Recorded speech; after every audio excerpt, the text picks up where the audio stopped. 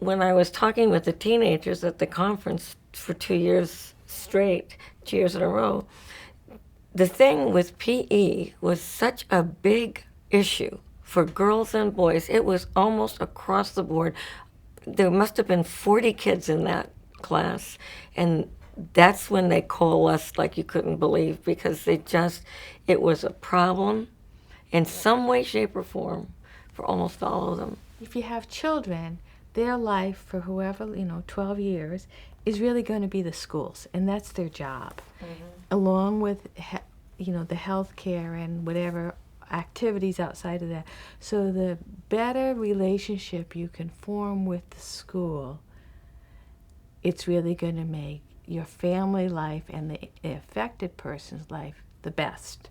So whether it's the child that's affected or the parent that's affected, it's going to impact the child. And you really need to work hard with the schools and the educational field, how to communicate, what's the best way to communicate, who to involve.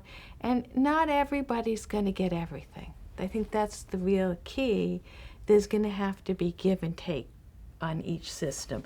And I know at every conference it's a big conversation point, and there's a lot of people in each of the workshops for that, and learning to work through the system, the legalities of the system, and also modes of communication, styles. It really makes a difference, and it kind of sets you up for later. I find myself having to educate his teachers and the principals or the headmasters, all of these people to understand what this is. I was very fortunate. The person who was running Christopher's school was an ex-surgical nurse, so she understood exactly what was going on, and so she had a lot of empathy, but not necessarily. Sometimes you have to literally show them the scar before they get it. The incisions, and sometimes these things don't show, like the lens in the eyes. And it's hard for people to understand something if they can't see it. If they see blood, they respond right away.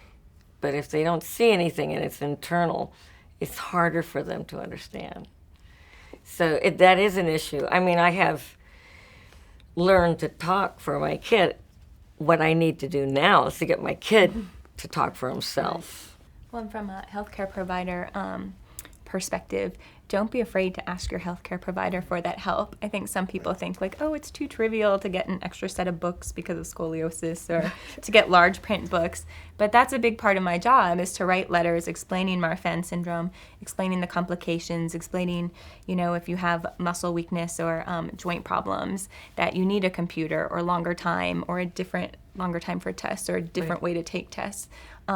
So don't be afraid to go to your medical doctor or whoever is helping you to get some letters to back you up and give you that ammunition. Many times there will be accommodations that are made in the school, and either they will have a 504 plan, which is basically so that they are not discriminated against, and they will be offered the same opportunities in school, or they will be able to have an individual education plan, an IEP. And many of the folks with Marfan's can check that box because they have eye issues or heart issues. And both of those programs are federal programs, and each one has a different level of enforcement. And as we all know, different school systems think about it differently, follow it differently, and enforce it however they're going to enforce it. And sometimes you will have individuals or school administrators that will bend over backwards, and sometimes they'll have walls come up because they have a physical attribute, but there's nothing cognitively wrong. I took gym freshman year, and it was the same kind of thing where you just kind of felt left out a little bit.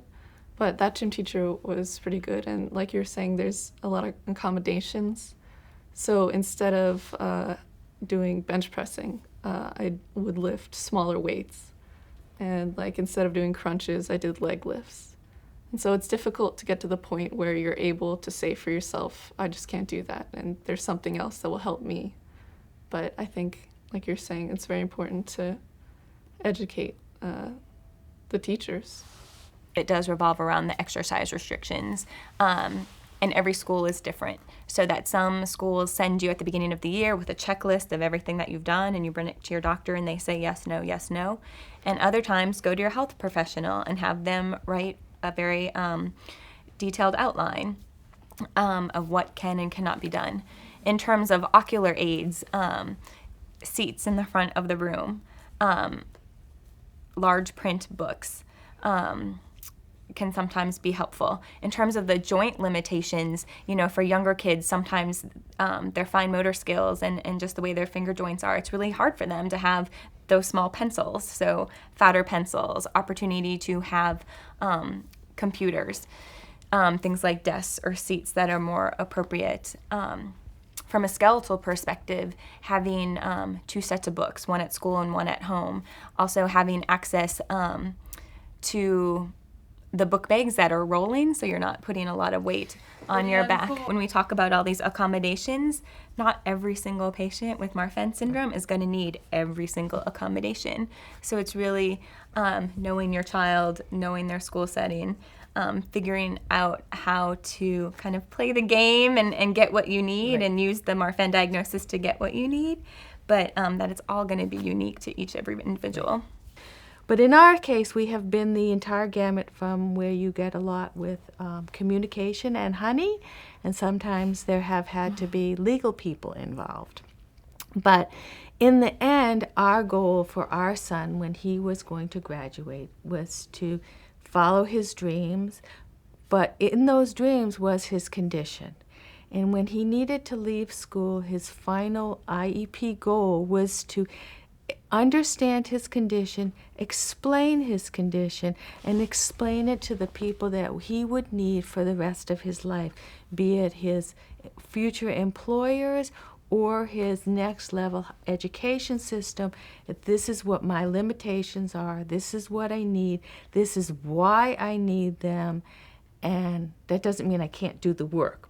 I'm sure that so many people have experienced the types of things that we experienced in doing that a lot of the administrators who are in charge of these 504s, because they take resources from the school, they don't want to spend the money on it unless they absolutely have to. So what they want essentially is you have to show that your child is failing before they can institute these things. So that's where it comes up again for the parents to be advocates for their kids, is to try to get those in place before failure happens. We had issues with a lot of people with Marfan's. They don't fit in the desk. And so by the end of the day, if I'm sitting kind of crooked like this, you're exhausted, you're tired, you can't really see. Well, when you finally get a desk that fits, well, magically, everyone's fighting for that desk that fits because there's really big people other than Marfan's. And so it's like, oh, not everyone's the same size. It's something silly. But if you can make life easier by a desk that fits and you're in 6th grade and you really need an 8th grade desk, wow. But you have to really recognize there are families that just go in and want everything, and you're just not going to get that. No. So you have to be flexible. You have to be understanding, okay, well, we can do this. You can do that. Let's work together.